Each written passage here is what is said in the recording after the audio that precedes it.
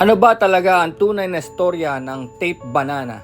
Ang tunay na storya ng Tape Banana ay tungkol sa isang artwork na tinawag na comedian na ginawa ng Italian artist na si Maurizio Cattelan noong 2019. Narito ang detalye ng kwento.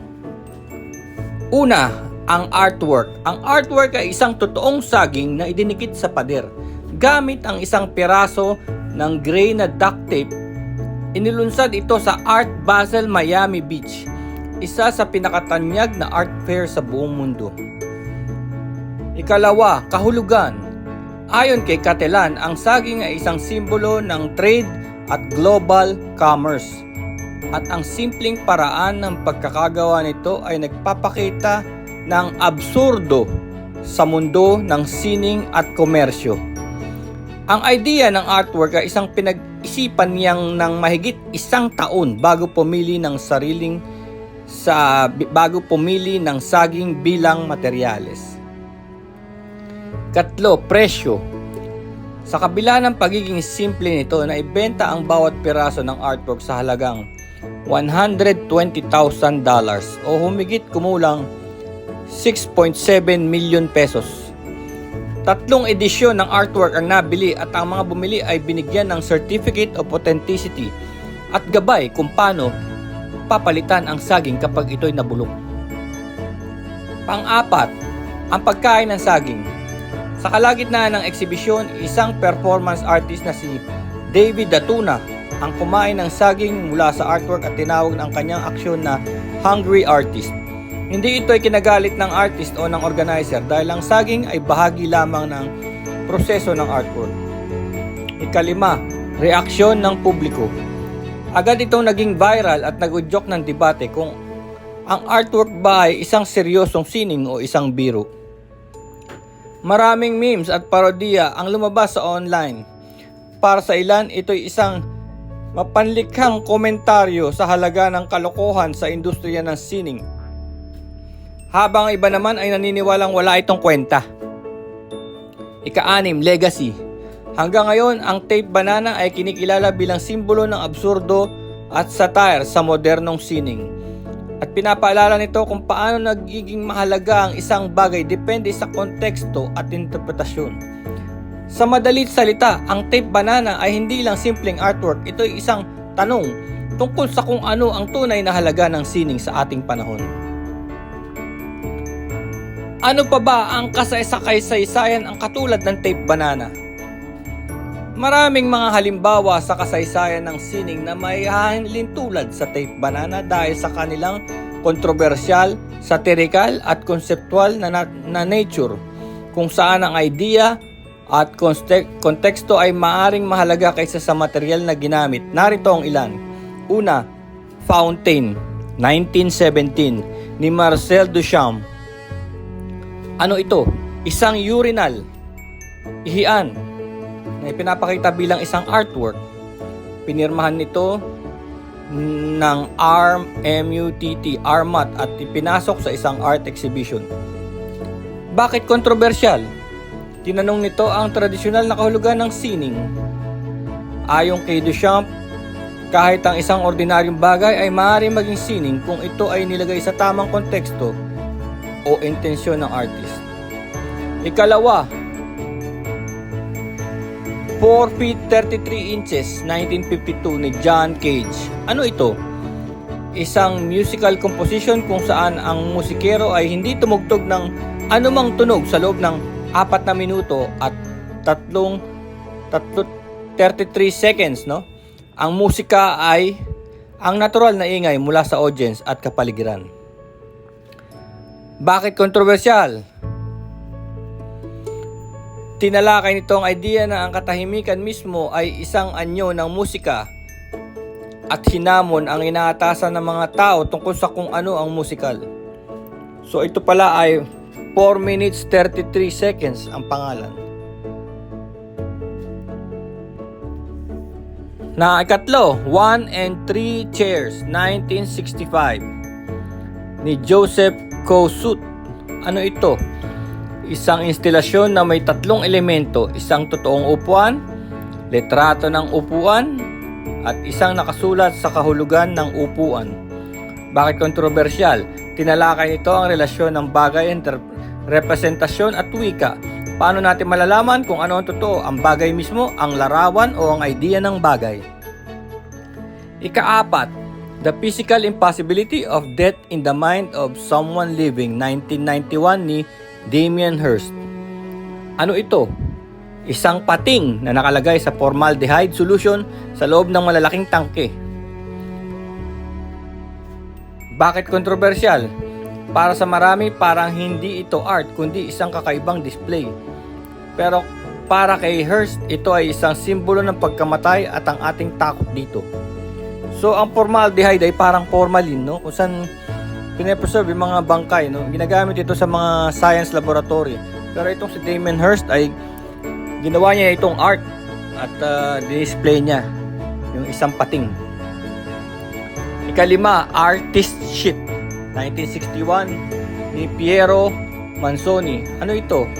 Isang lata na di umano'y naglalaman ng dumi ng artist mismo.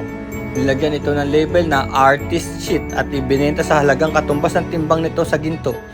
Bakit kontrobersyal? Isang mapanuyang komentaryo ito sa halaga ng sining. Ang idea na kahit literal na basura ay maaari maging mahalaga dahil gawa ito ng isang artist, ay nagtanong tungkol sa art market at consumerism. Ika-6, My Bed, 1998 ni Tracy Emin. Ano ito? Isang exhibition ng sariling kama ng artist kasama ang lahat ng kalat nito, maruruming kumot, bote ng alak, at iba pang personal na gamit. Bakit kontrobersyal? Inilabas nito ang isang napaka-personal na aspeto ng buhay ng artist at ipinakita bilang sining na nagtatanong kung saan nagtatapos ang pribado at nagsisimula ang pampubliko. Ika-7, For the Love of God, 2007 ni Damien Hirst. Ano ito? Isang bungo ng tao na nilagyan ng 8,601 diamonds. Bakit kontrobersyal? Tinatanong nito kung ang kayamanan at halaga ng materyales ay nagpapataas ng halaga ng sining. Para sa iba, ito ay labis na materyalistiko, pero para sa iba, ito ay isang simbolo ng pagkamortal. Paano nauugnay ang tape banana? Katulad ng mga ito, ang tape banana ni Mauricio Cattelan binigyan ng diin ng idea kaysa sa materyales. Humahamon sa kaugalian kung ano ang tinuturing na sining. Nagdudulot ng usapan tungkol sa halaga ng sining sa modernong panahon, lalo na sa konteksto ng kapitalismo at merkado ng sining. Ang mga ganitong sining ay madalas na binabatikos o pinupuri dahil nakabase ang kanilang halaga sa kung ano ito naintindihan o binibigyang kahulugan ng audience. So yung tape banana is parang may gimmick siya para ma-viral, makita nung mga tao na isang simpleng bagay ay bibilhin ng ganun, no? So parang pinaglalaroan niya ang utak ng mga tao. Yun ang halaga dun eh. Kumbaga, lalo na yung kumain na ngayon sa panahon ngayon na yung crypto boss, tawag nila, yung isang boss ng isang crypto business which is nauuso ngayon, no? So iniisip nila ito palang crypto boss dahil sa kanyang business na crypto yumaman siya para bilhin yung gantong klaseng art. Pero tandaan nyo, hindi ito nauna. Ang may-ari nito si Mauricio Cattelan noong 2019. So ibig sabihin yung nangyari ngayon ay isang reproduction lang, inulit lang, no? So nakikita nyo, pinaglalaroan niya yung mga isip ng mga tao, no? Hindi siya original. Lumabas lang siya uli para gumawa na naman ng alingas-ngas, di ba? So hindi natin alam kung ano ang tunay sa hindi. Dahil yung mga tao naman ngayon sa modernong panahon ay puro gimmick din lang, di ba? Puro gimmick, puro fake it till you make it, di ba? Puro nagpapanggap na ito ay nabili ng ganyan, ito ay nabili ng ganyan, di ba? Ganyan ang mga tao ngayon. So sinasabayan lang nung tape banana yung ugali ng mga tao ngayon sa panahon ngayon na materyoso, di ba? Sipin mo, nabili yan ng ganyang kalaki, 6 million, saging lang, di ba? Kung gumawa ako ng ganyan, bibiling kaya ng 6 million o 1 million. Mag-tape din ako ng saging sa pader. So yun yung mga kontrobersya, no? So hindi mo na alam kung ano ang tunay sa hindi. Kaya nga tinatangkilik ng tao mga fake news, di ba?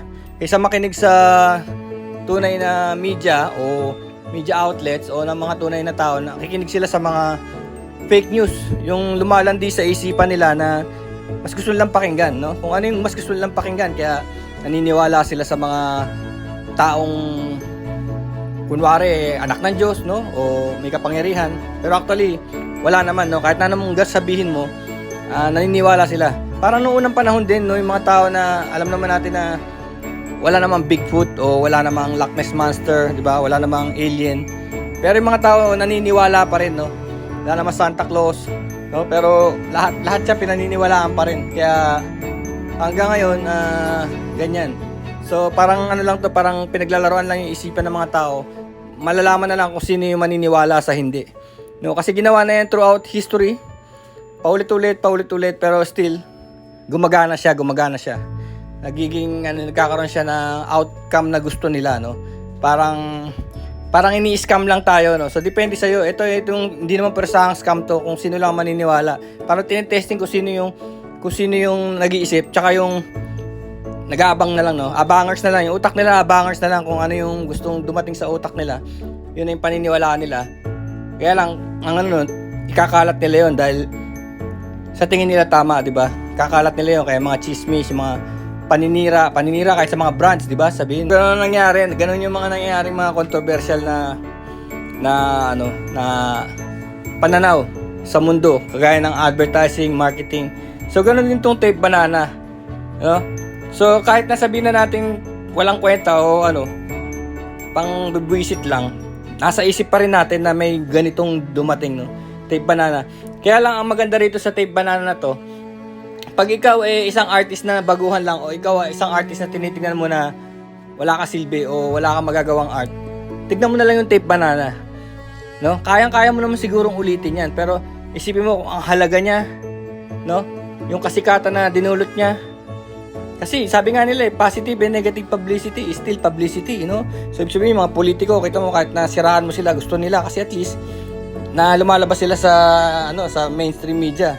Naalala sila, 'di ba? Kung sino pa yung may mga kaso, may kasalanan, may kababuyan, sila pa yung naihahalal, 'di ba? Nagiging leader pa. 'Di ba? Nagiging politiko pa. Nakikita niyo naman 'yan. Kahit sino 'yan, lalabas yan, lalo na yung mga artista, 'di ba? Basta sikat, sigurado papasok yan. Magugulat ka na lang, no? So ganyan ang nagagawa ng mga ganyan, ng mga publicity stunts. Kaya inuulit-ulit nila yan kasi gumagana yan sa simpleng utak ng mga tao, lalo na yung demographics, no? Pag nakita nila na dito sa area na to, no, naghihirap ang bansa. So may hinaulo, madaling mapaniwala.